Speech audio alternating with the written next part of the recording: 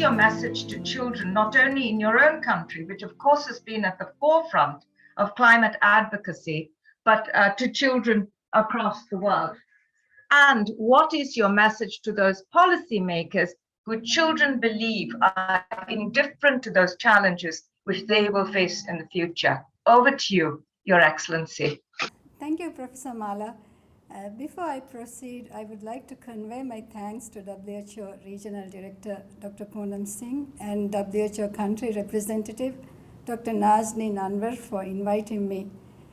I would also like to express my gratitude to Maldives' Special Envoy for Climate Change, Ms. Sabra Nuruddin, for her input. One of the biggest takeaways from the survey for me was that though young people are experiencing high levels of anxiety about the climate crisis, a significant majority do believe that if we act now, we can reduce some of the most devastating effects of the climate crisis. As an educator, I have always found it of value to listen to young people, their opinions, proposals, anxieties, and to validate their distress about things that impact their lives. The survey also highlighted that there was an inequality between young people living in lower middle income countries and higher middle income countries on how to define what climate change is. I think schools are one of the best ways to address this knowledge gap, to help young people understand what the climate crisis is, how it impacts them globally, and in the context of the Maldives as one of the most vulnerable countries in the world, and most importantly, to provide a bridge for all generations to be able to discuss solutions to the crisis. My time as a former principal at Tajuddin School has allowed me to make many observations and taught me many things about children, which is why I am embodied with the belief that children and young people possess enough knowledge to articulate their opinions and frame their perspectives of the world to meaningfully contribute to the process of decision making. And though the survey highlights that the young people are anxious about the climate crisis, it is also clear that they are confident and eager to contribute more.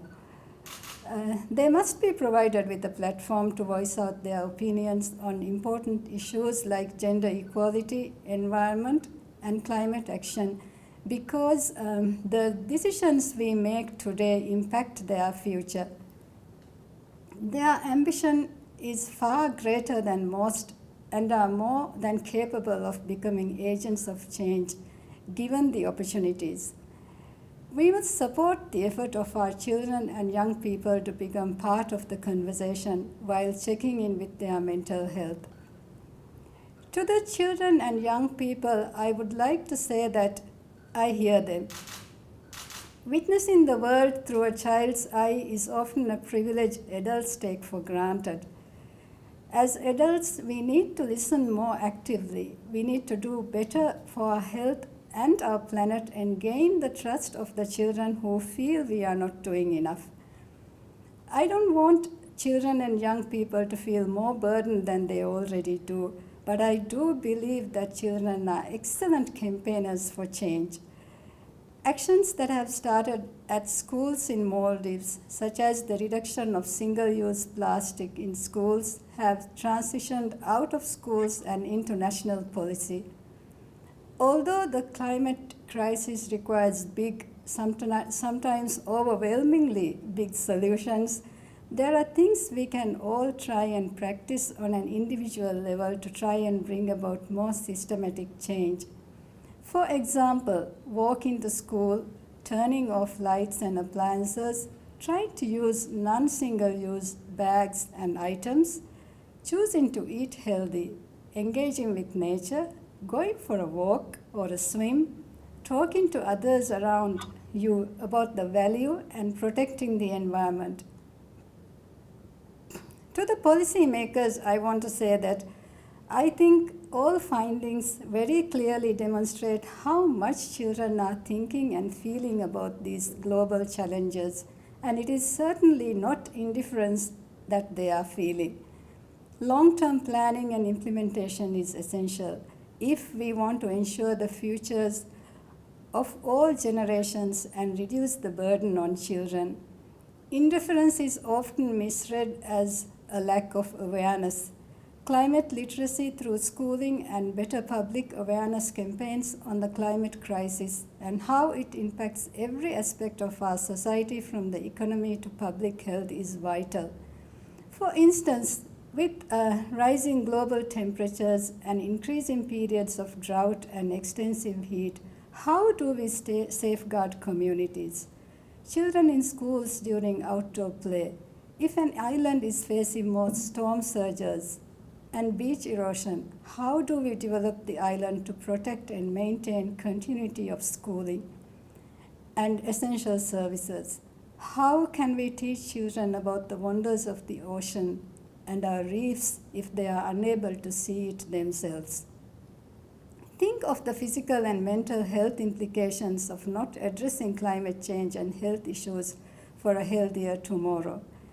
In addition to climate literacy and awareness, policy decisions such as taxation, energy efficiency, incentives towards healthy lifestyles are also instrumental.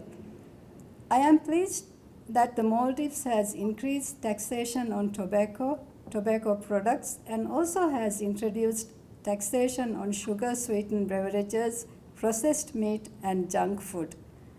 The Maldives is also currently implementing a single-use plastic plan which bans certain products from import and production. There is a need for rigorous planning for mainstreaming these values across all sectors and swift action. It is important to link environment and health-related activities more into the school curriculum. I would like to mention a program that is ongoing in the Maldives called Hashiheo Dulaheo.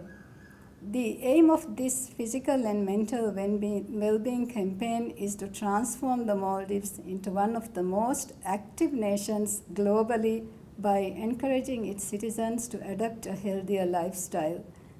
This campaign is targeted towards 4 major audiences: people with busy, modern, or sedentary lifestyles, people who rank fitness as a low priority, people who are keen on getting fit, and avid social media and content consumers.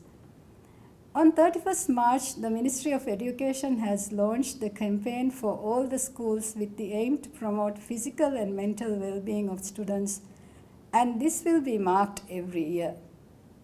In addition to this, we have some excellent initiatives to draw on from schools such as Farukoi and Fehi Madrasa program, and also the Nasta program. Programs that encourage students to interact with their natural environment to learn from them directly, and also ask students to lead on local community projects of waste management and sustainability. The Girl Guide, Cadets, and Scouts programs are another area where changes are possible.